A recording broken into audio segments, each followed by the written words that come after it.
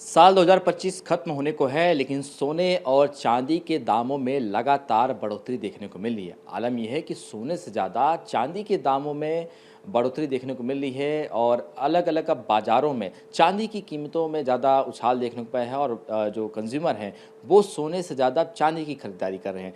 हम इस वक्त मुंबई के कैसे ही दुकान में मौजूद हैं और इनसे व्यापारियों से जानने की कोशिश करेंगे कि आखिर क्या वजह है कि सोने से ज़्यादा इस वक्त चांदी की खरीदारी हो रही है। चांदी का जो प्राइस है वो अचानक से उसके बढ़ने की क्या वजह मानी जा रही है। आप भाई साहब पहले आप तो ये बताइए कि सोना तो अब तो महंगा हो रहा था, लेकिन बीच में खबर आई कि सोना बहुत हद तक उसके पैसे जो हैं उसमें कम हुए, लेकिन सोने के साथ साथ चांदी की बढ़ोतरी जो है वो अचानक से हो गई है। अब लोग कंफ्यूज हैं कि आखिर चांदी के इतने दामों बढ़ रहे हैं तो खरीदे क्या। चांदी का मेरे को ऐसा लग रहा है कि ज़्यादातर चांदी लोग इन्वेस्ट कर रहे हैं कि बार के अंदर इन्वेस्ट कर रहे हैं और ऑर्नामेंट वगैरह तो कम खरीद रहे हैं। और चांदी का ऐसा लग रहा है कि थोड़ा 2026 तक थोड़ा चांदी और बढ़ेगा और चांदी में इन्वेस्ट करना बहुत अच्छा है अभी फ़िलहाल के लिए, क्योंकि सोने का और चांदी का भाव का मार्जिन बहुत ज़्यादा है। इसके लिए लोग चांदी के अंदर ज़्यादा इंटरेस्ट ले रहे हैं अभी। लेकिन शादी विवाह का सीजन अभी गया है और अब आने वाला भी है नए साल में, तो सबसे ज़्यादा खरीदारी किसकी हुई थी, सोने की हुई थी कि चांदी की हुई थी, अगर हम आपके इस बाज़ार की बात करें? अभी गोल्ड और सिल्वर का ज़्यादातर देखा जाए तो गोल्ड में ज़्यादा खरीदी हुई है और सिल्वर के अंदर इतना ज़्यादा खरीदी हुआ नहीं है। खाली बस बार के अंदर ज़्यादा खरीदी हुआ है, ऑर्नामेंट के अंदर खरीदी कम हुआ है फिलहाल की है, मतलब भाव बढ़ने के हिसाब से ये परिस्थिति में। तो बिल्कुल आप बताइए भाई साहब कि सोना अगर हम जानते हैं तो सबसे ज़्यादा इंपोर्ट जो होता है वो यूएस और चाइना में होता है। जब सोने के दाम बढ़े थे तो कई सारे जानकारों का मानना था कि सोना पहले से ऑलरेडी इंपोर्ट हो चुका था, इस वजह से सोने के दाम में बढ़ोतरी। तो चांदी की क्या वजह मानी जा रही है, क्यों इस तरह से रॉकेट की तरह उसके दामों में बढ़ोतरी आए दिन देखने को मिल रही है? जैसा कि आज आप यहाँ पर पधारे, बहुत बहुत धन्यवाद। और मैं अपने सभी को आज बताना चाहूँगा कि अभी इस समय अमेरिका सबसे ज़्यादा चांदी बाइंग कर रही है और उसके बाद इंडिया भी बाइंग कर रही है सेकंड नंबर पर, और चाइना भी बाइंग कर रही है।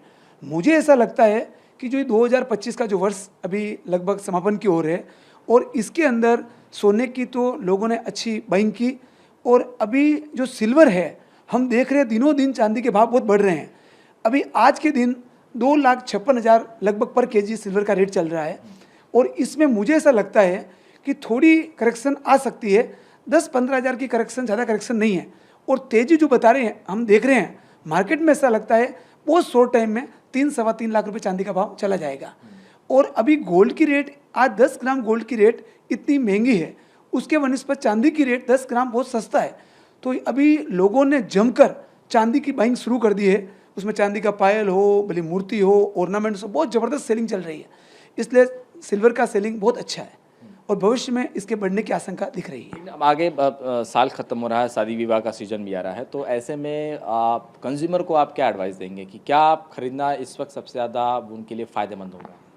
मैं अपने सभी कंज्यूमर को ये बताना चाहूँगा कि आने वाले 2026 में सोना भी बहुत तेज़ी पर है।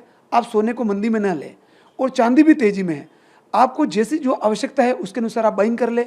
अगर आपको लगता है भाई हमारे घर में भी गोल्ड की ज़रूरत है तो आप गोल्ड बाइंग करें, और आपको लगता है तो सिल्वर बाइंग करें। लेकिन मेरा आपको यही एक सजेशन है सभी को कि गोल्ड और सिल्वर आप समय समय पर बाइंग करते रहे, मंदी में नहीं रहे, हमेशा तेज़ी रहने वाली है। क्या तो आपने जैसा कि अभी आने वाले समय में और इसकी बढ़ोतरी होती है, ये अभी से ही लोगों को टेंशन हो रहे हैं, इतने जो चांदी के दाम बढ़ गए हैं।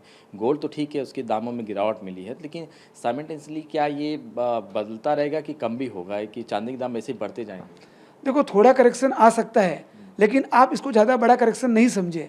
आने वाले भविष्य में सिल्वर और गोल्ड की रेटें हमेशा ऊपर रहने वाली है। इसलिए आप इसको जिस समय अपने पास जैसा लगे उस समय आप बाइंग किया करो। पैसे को इधर उधर इन्वेस्टमेंट नहीं करना चाहिए, गोल्ड और सिल्वर बाइंग करना चाहिए, क्योंकि आधी रात को जब भी आपको जरूरत रहेगी तब ये चांदी और सोना आपको ऑन द स्पॉट कैश दे सकती है। उसके बनिस्पत आप शेयर मार्केट ले लो, प्रॉपर्टी ले लो, एनी वन मार्केट, उसके अंदर आपने अगर पैसा इन्वेस्टमेंट किया है तो आप अगर चाहेंगे कि मुझे इसी समय अगर पैसा मिले, तो अपने को ऑन द स्पॉट पैसा नहीं मिलता है।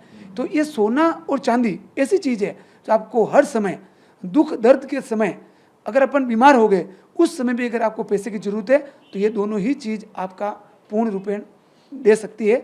इसलिए मेरी यही आपको सलाह है कि आपको सोना और चांदी जमकर बाइंग करनी चाहिए। बिल्कुल, बिल्कुल। सोना और चांदी जमकर खरीदारी करनी चाहिए, क्योंकि एक ऐसी आपकी एसेट बन जाती है जो आपको किसी भी वक़्त, आपकी मुसीबत के वक़्त आपके पास ये आपके उपयोग में आती है। और जैसा ये बता रहे थे कि इस वक़्त एक एसेट है जो जिस तरह से ये आसमान छू रहे हैं, उसके दाम आप खरीद कर रखिए, ताकि आपको भविष्य में इसके भी काम आ सकते हैं। और यही वजह है कि साल 2025 खत्म हो रहा है, लेकिन उसके बावजूद भी सोने और चांदी, खासतौर पर चांदी के दामों में लगातार अभी भी बढ़ोतरी देखने को मिल रही है। कैमरामैन सुभाषित दाम के साथ शुभम पांडे, TV9 भारतवर्ष, मुंबई।